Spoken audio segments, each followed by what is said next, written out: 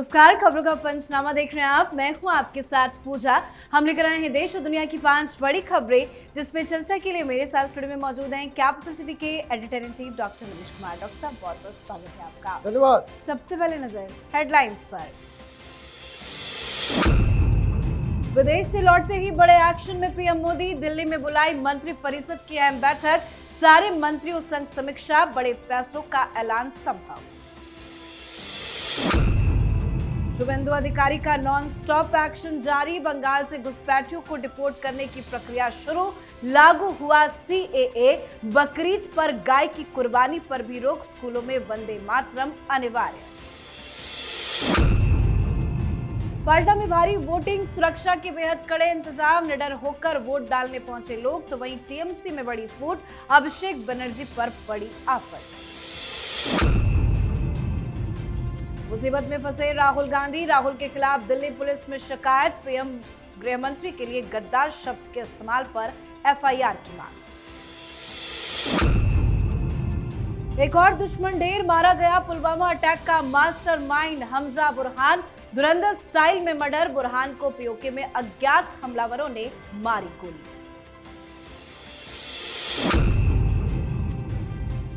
खबरों की शुरुआत में सबसे पहले बात आज की बड़ी खबर के साथ। 5 देशों की यात्रा के बाद प्रधानमंत्री नरेंद्र मोदी बड़े एक्शन की तैयारी में है। विदेश से लौटते ही पीएम मोदी ने आज मंत्री परिषद की बड़ी बैठक बुलाई है। बड़ी बात यह है कि मोदी मंत्री परिषद की यह बैठक आज पूरे 11 महीने बाद होने जा रही है। संभावित फेरबदल की अटकलों के बीच महत्वपूर्ण बैठक घंटों चलने की संभावना है। इस दौरान सुधारों को लेकर कई मंत्रालय प्रेजेंटेशन देंगे। ऊर्जा, वित्त, रेलवे, वाणिज्य, श्रम, कृषि, वन एवं पर्यावरण, सड़क परिवहन, परमाणु ऊर्जा से लेकर कई मंत्रालयों के सचिव प्रेजेंटेशन देंगे। बैठक की टाइमिंग भी राजनीतिक दृष्टि से अहम मानी जा रही है। नीट परीक्षा का पेपर लीक होने से माहौल गर्म है और देश के करीब 10 राज्यों में इसकी जांच की आंच पहुंच चुकी है। वहीं दूसरी ओर अमेरिका ईरान के बीच जारी तनाव के बीच पश्चिम एशिया संकट से दूर होने के आसार नजर नहीं आ रहे हैं। तो कई मामलों में आज की बैठक काफी ज्यादा इंपॉर्टेंट है। सर, क्या मंत्रिपरिषद की बैठक के जरिए पीएम मोदी कुछ बड़ा ऐलान कर सकते हैं? देखिए, इस मंत्रिपरिषद की बैठक के 2 हिस्से हैं जी। पहला हिस्सा है कि जो आर्थिक संकट आ रहा है और ये जो युद्ध की वजह से जो समस्याएं आ रही हैं उसको लेकर के डिस्कस करना कि कैसे आने वाले समय में, क्योंकि ट्रंप जिस तरीके की उसको कहते हैं ना कि आप हर दिन अपने स्ट्रेटजी को बदलते हो, बयान को बदलते हो, तो बड़ी स्थिरता है कि भाई किस तरीके से आगे माहौल बनेगा। तो उसकी तैयारी और उसको लेकर कुछ फैसले, ये इस मंत्रिपरिषद की बैठक का एक हिस्सा है। लेकिन दूसरा और बड़ा हिस्सा ये है कि तमाम मंत्रियों को प्रेजेंटेशन देने के लिए कहा गया है कि पिछले 2 साल में, मतलब सरकार बनने के बाद से अब तक आपने क्या किया है। और जो जानकारी आ रही है वो ये कि यूपी का चुनाव है, इंपॉर्टेंट चुनाव है, साथ ही साथ नए अध्यक्ष पार्टी में आ गए हैं और उनकी नई टीम बननी है।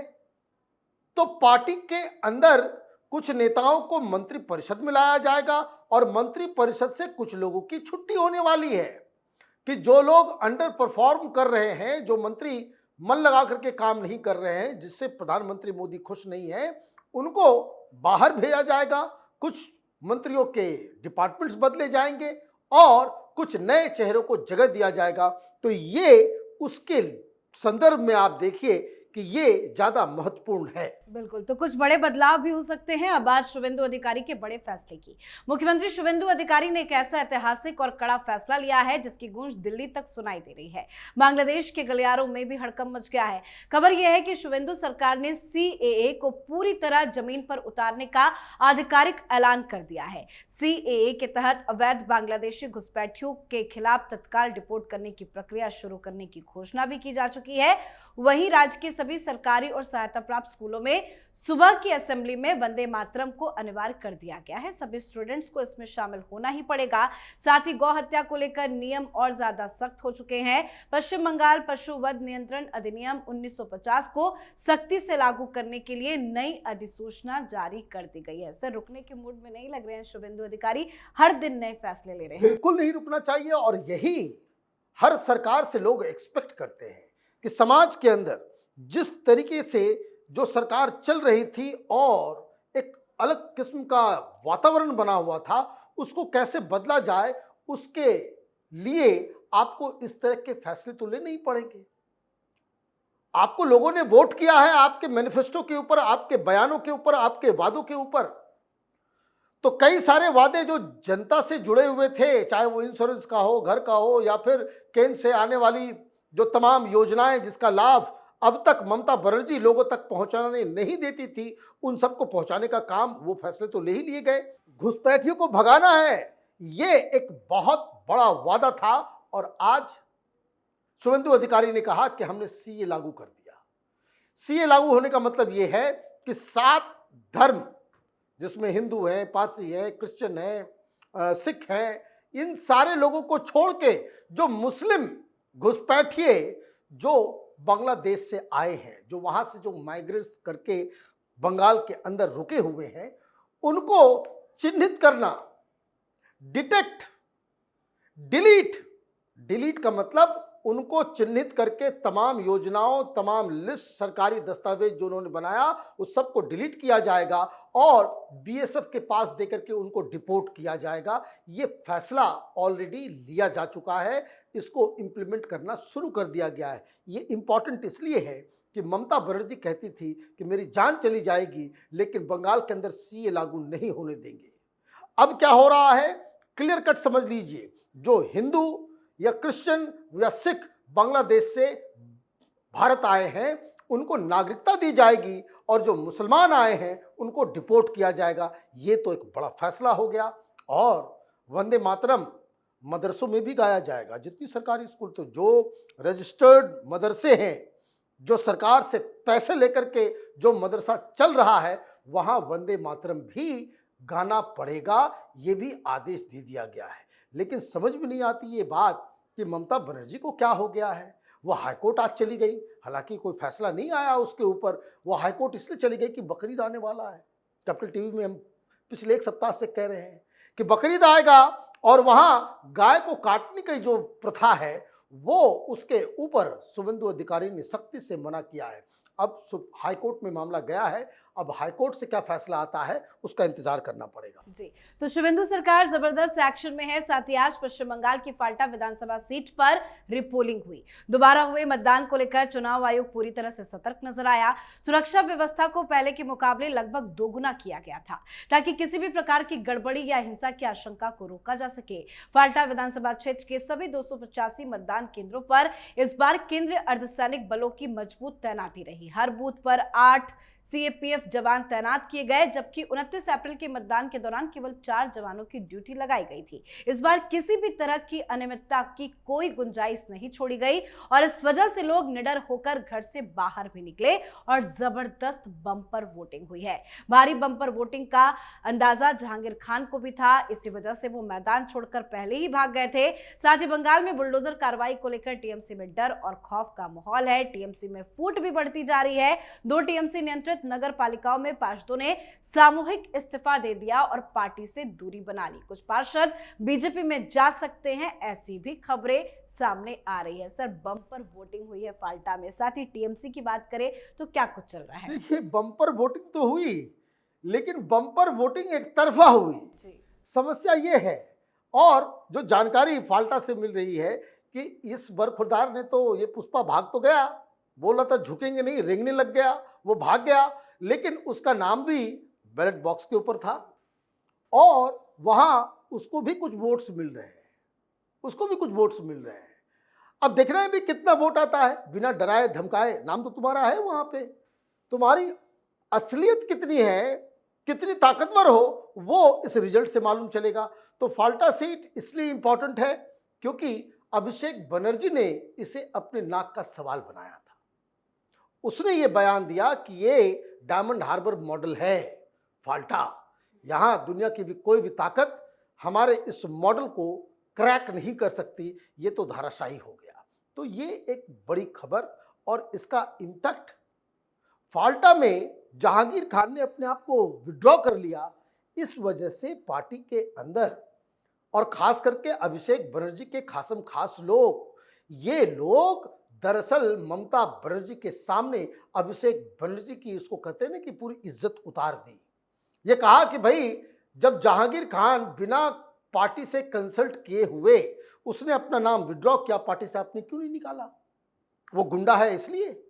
तो कई सारी चीजें हो रही है और आपने बिल्कुल सही कहा कि जिस तरह से दो म्युनिसिपैलिटी के अंदर है ना, वहां पे लोग जो है पार्टी छोड़ के जा रहे हैं, कुछ बीजेपी में आएंगे, कुछ पार्टी टीएमसी नहीं करेंगे।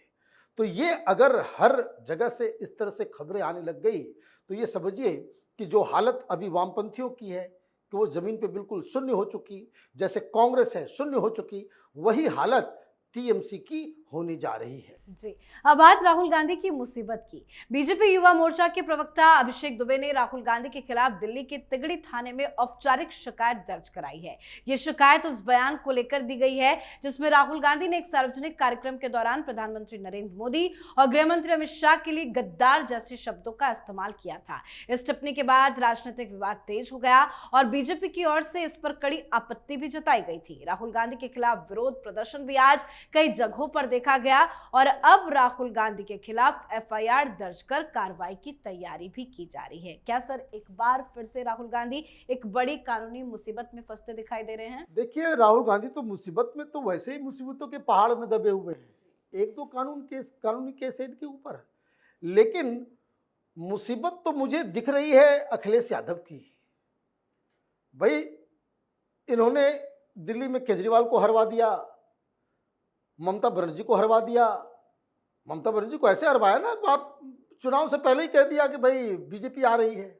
ये उनका बयान है, भाषण है कि ममता दीदी की वजह से जो है जिस तरह का गवर्नेंस उन्होंने किया इसलिए बीजेपी आ रही है। तेजस्वी के साथ आपने गठबंधन किया, आप लगे रहे वोट चोरी और आपने तेजस्वी यादव को भी कहीं का नहीं छोड़ा।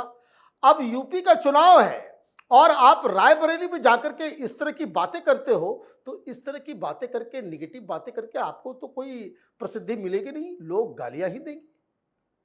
आपके तमाम कांग्रेस पार्टी की जो सहयोगी पार्टियां हैं इंडिया अलायंस की, टेलीविजन चैनलों पे देखिए, कोई आपके साथ खड़ा नहीं है। तो आप ऐसी बातें बीच में कर देते हो कि प्रधानमंत्री मोदी का जो अपना वोट बैंक है, जो उनके साथ लोग अब तक खड़े हैं, उनको और भी आप जोश में डालते हो कि देखो ये किस तरह से गालियां दे रहा है। आप गद्दार कर दोगे देश के प्रधानमंत्री को, आप तुम तड़ाक की भाषा का इस्तेमाल करोगे तो वो तो एफआईआर होगा, इसके ऊपर केस मुकदमा होगा, वो तो अलग है। लेकिन आपकी राजनीतिक जो बुद्धि है उसके ऊपर पूरी दुनिया हंस रही है। जी, अब बात आज की आखिरी खबर की। पुलवामा अटैक का मास्टरमाइंड हमजा बुरहान आखिरकार मारा गया। पाकिस्तान के रहने वाले हमजा बुरहान को बाइक सवार अज्ञात हमलावरों ने धुरंधर स्टाइल में गोलियों से भून डाला। हमजा बुरहान अलबदार का कमांडर था। जम्मू कश्मीर में हुए कई आतंकी हमलों में इसका हाथ रहा है। 14 फरवरी 2019 में पुलवामा में हमला हुआ था जिसमें सीआरपीएफ के 40 जवान शहीद हो गए थे। एनआईए की जांच में हमजा बुरहान को इस आतंकी हमले का मास्टरमाइंड माना गया था। पाकिस्तान में बैठकर हमजा जम्मू कश्मीर में कई हमलों को अंजाम दे चुका है। बताया जा रहा है कि हमजा बुरहान को पीओके के मुजफ्फराबाद में दफ्तर के सामने गोली मार दी गई। वो बाहर निकल रहा था, तभी बाहर आए अज्ञात हमलावरों ने उसे गोलियों से भून डाला है। सर ये तो बड़ी अच्छी खबर है, एक और दुश्मन भारत का ढेर हो गया है। देखिए, धुरंधर फिल्म जब से हिट हुई है तो इस तरह की खबरें और भी ज्यादा इंटरेस्टिंग लगती हैं। जी, वो ऑफिस से निकल रहा था और लोग आए बाइक पे और दनादन सीने में गोलियां उतार दी, वहीं पे वो ढेर हो गया। ये कोई पहला केस नहीं है। अगर पिछले 3-4 सालों का अगर हिसाब किताब आप लें तो इसकी संख्या 50 से 60 हो चुकी है। उसमें जो प्लॉटर्स हैं, जो मास्टरमाइंड्स हैं, जो ट्रेनर्स हैं, जो साजिश करता है, जो फिनेंसर हैं, ये हिंदुस्तान के ऊपर नजर रखने वाले, यहाँ पे आतंकी घटनाओं को अंजाम देने वाले लोग जो पाकिस्तान में छिपे हुए, वो सेफ नहीं है। उसके बावजूद इस तरह की घटनाएं हो रही है तो इसका मतलब है कि भारत के धुरंधर जो है वो कुछ न कुछ कर रहे हैं। वैसे बोलना नहीं चाहिए कि भाई ये कुछ इस तरह की चीजें हो रही है, लेकिन हो रहा है। हमें तो ये सुनने में अच्छा लगता है। डिप्लोमेटिकली इट इज रॉन्ग, लेकिन सुनने में ये अच्छा लगता है कि मारा गया। एक बात और बताऊं आपको, ये हाफिज सईद अभी 3 महीने पहले वो कहीं मीटिंग कर रहा था, वहां ब्लास्ट हो गया, निकलते निकलते ब्लास्ट हो गया, वो बच गया। आपने ये जो जितने भी लश्कर तोयबा, जमातुद्दावा है ना, हरकतुल मुजाहिदीन, ये सब के जो नेता हैं, उसको हाल फिलहाल में आपने कोई तस्वीरें देखी है उसकी? कहीं मीटिंग वैसे तो हर बार जुमे के दिन जो है उसकी तस्वीर आ जाती थी कि इसने तकरीर की, ये बोला वो।